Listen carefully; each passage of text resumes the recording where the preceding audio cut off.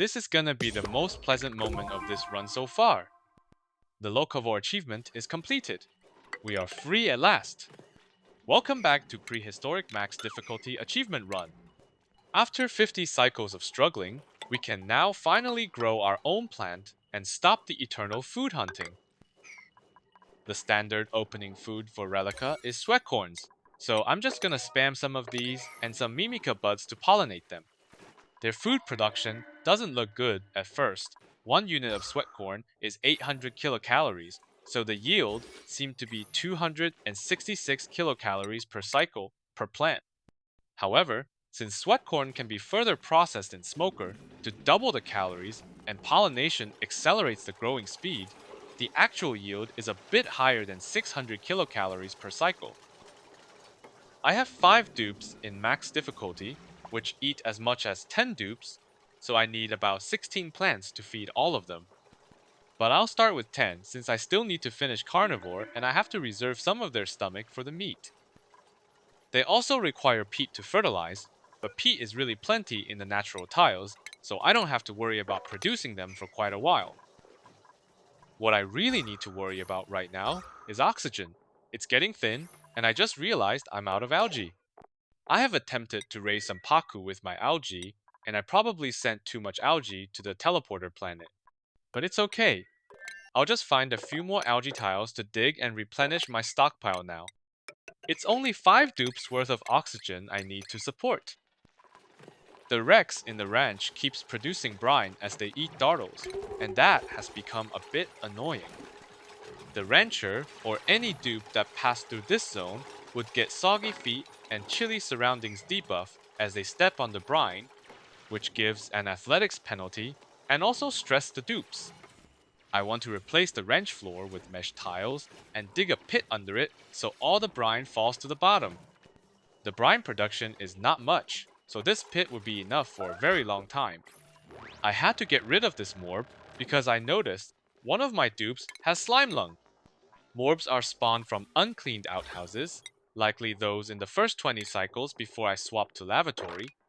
They generate polluted oxygen over time without requiring any input, so you can take it as a free oxygen source. However, morbs aren't something I would suggest to rely for oxygen. They do produce slime lung germs in their polluted oxygen output, but that's not the main issue.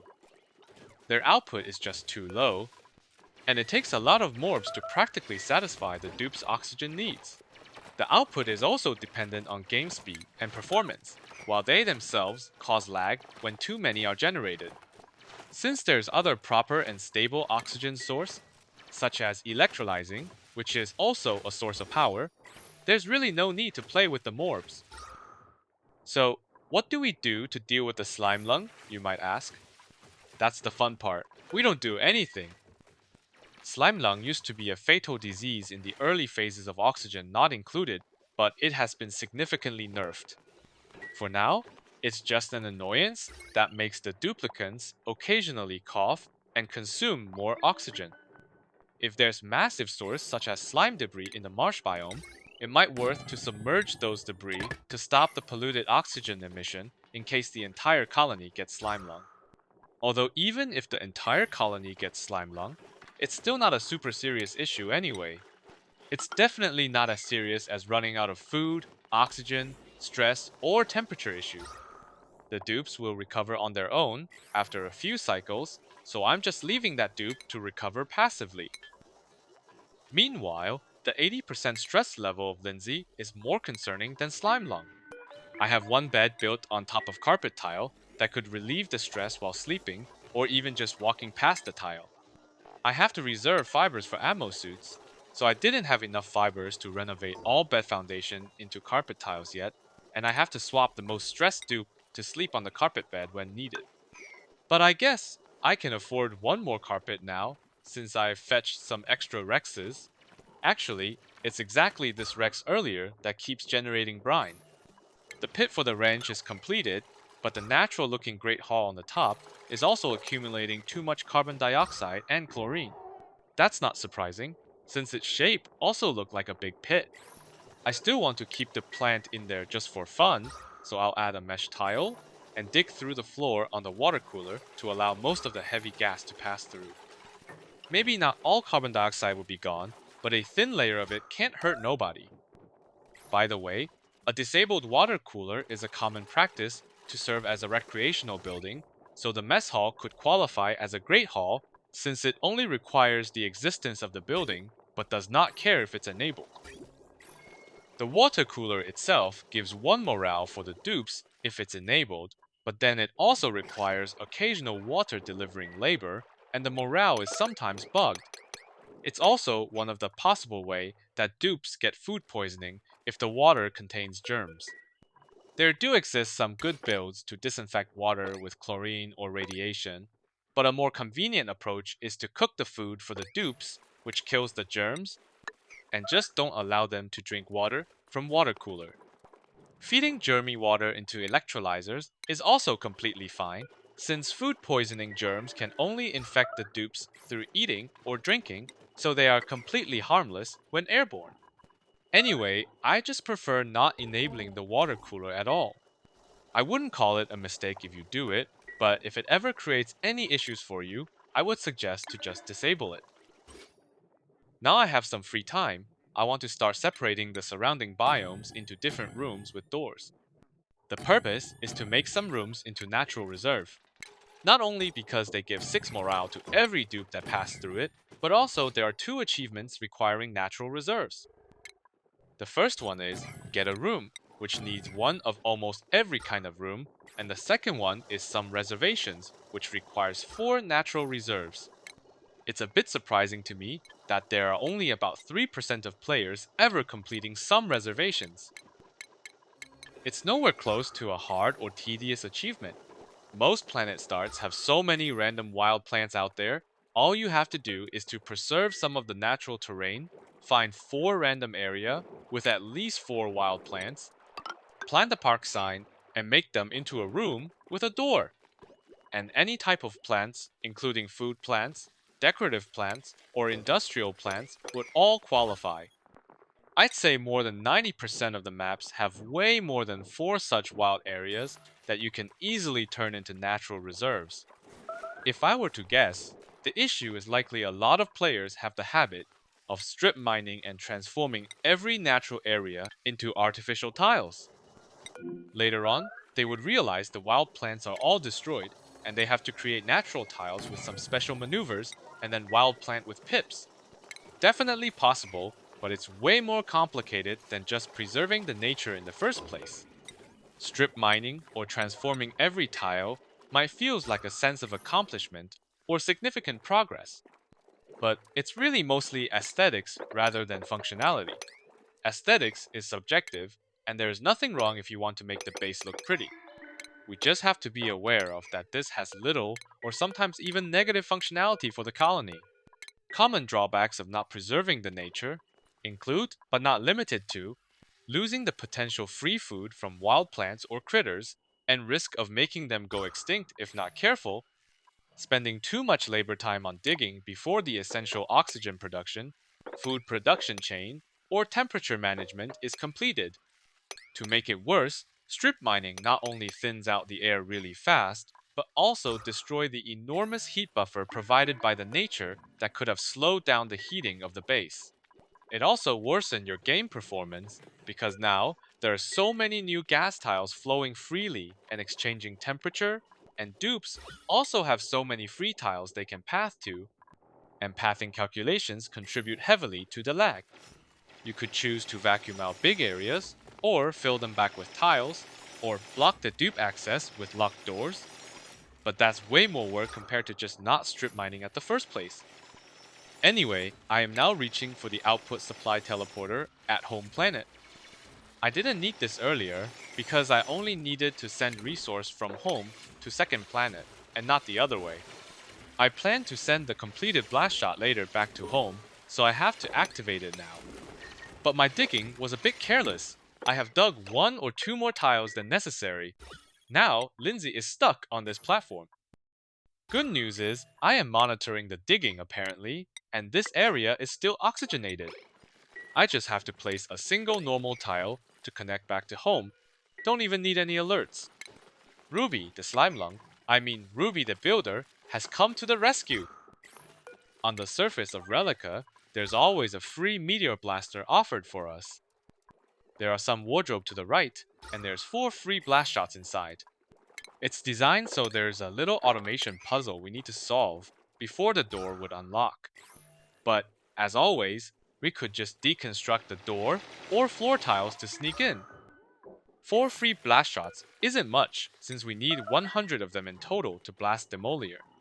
But it's nice to use them early on, test run the meteor blasting mechanic, and observe how it works. Now that the food crisis is over, I decided to go for a 6th dupe. There's a mini pod built on the second planet already, so I could just print the dupe there without using the teleporter and not trigger the countdown if I want to send another dupe. I was just looking for a general purpose duplicant, so Meep is fine to me. He can do some cooking and learn the improved carrying skill to get much better carrying capacity and do some random jobs. There are still some building orders left behind when I retreated. There are some seacombs in this pool. They are also one of the ways to make blast shots by converting seacomb leaf to phyto oil and to biodiesel. My plan is to use the crude oil to petroleum route, so I'm not bothering to plant any of my own seacombs. But maybe harvesting some wild seacombs could be nice? They need to be submerged in liquid in order to grow, and now they are wilting. The pool level probably dropped when I break in earlier to steal the jawbows. Not really sure if this will work, but I want to try building some tile to push the water up and see if they would resume growing.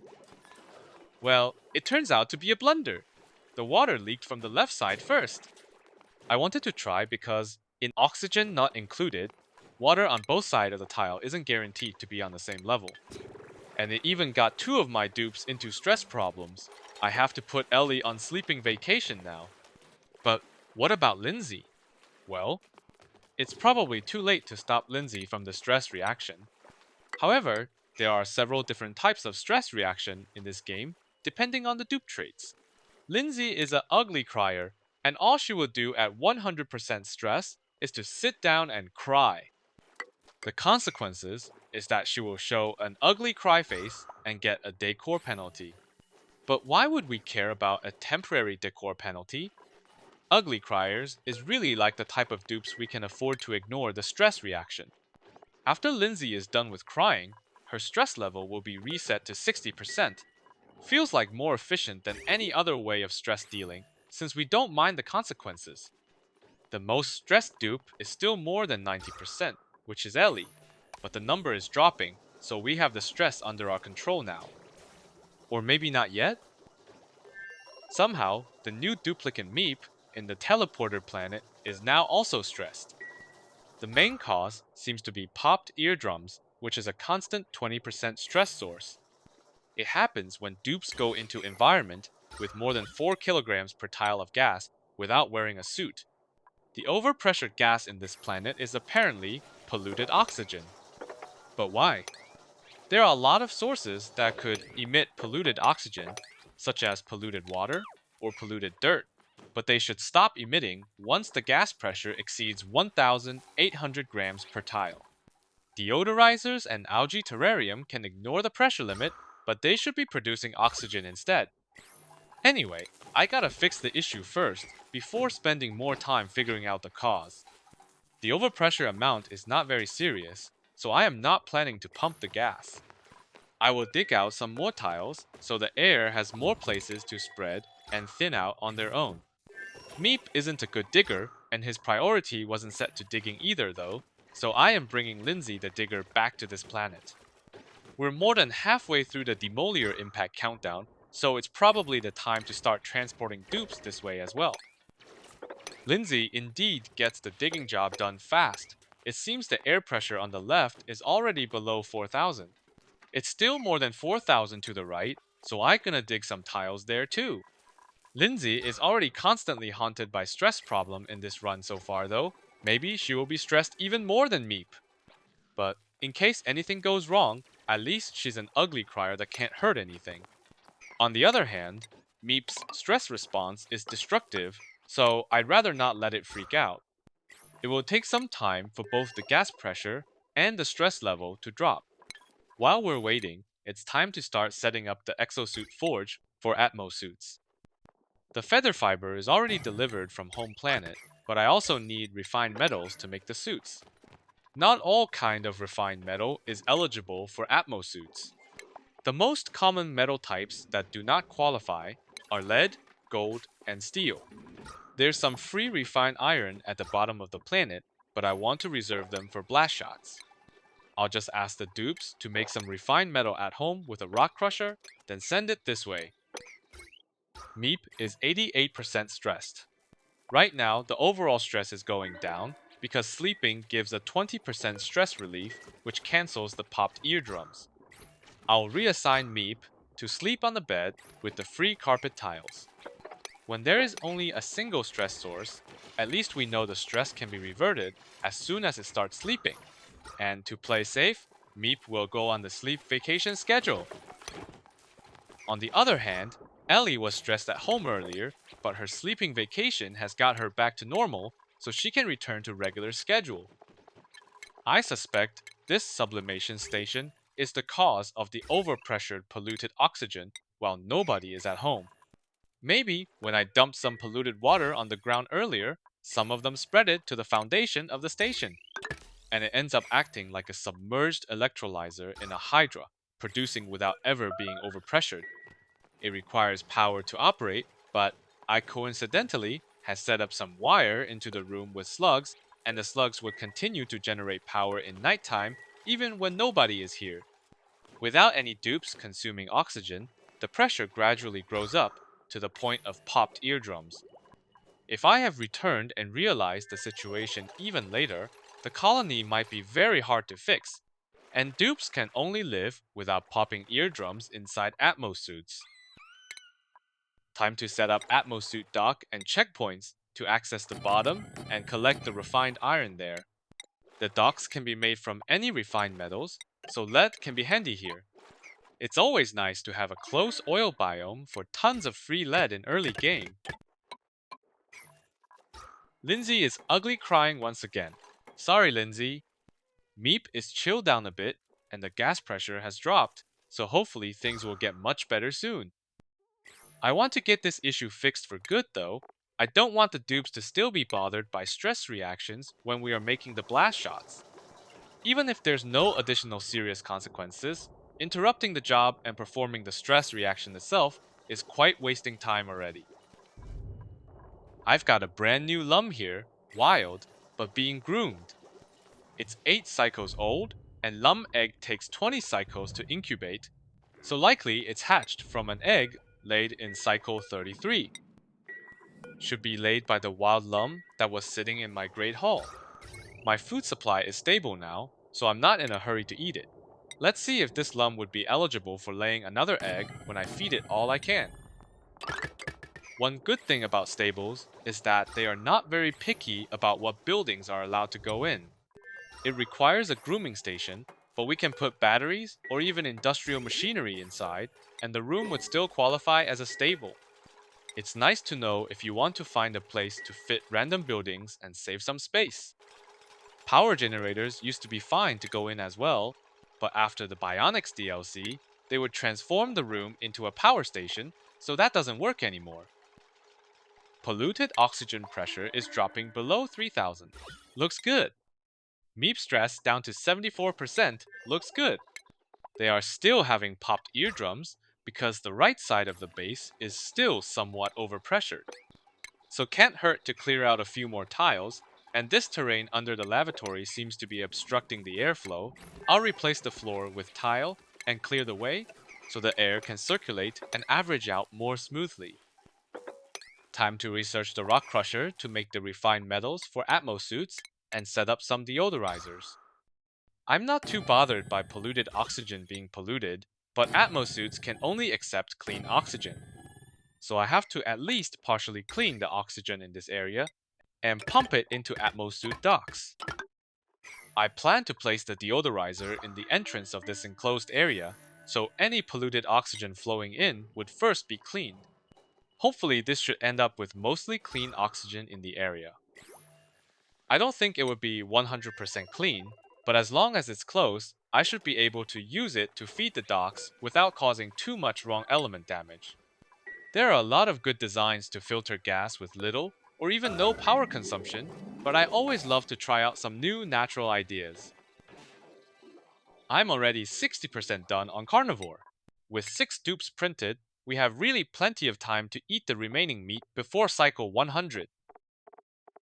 Let's start the blast shot production and see you in next video.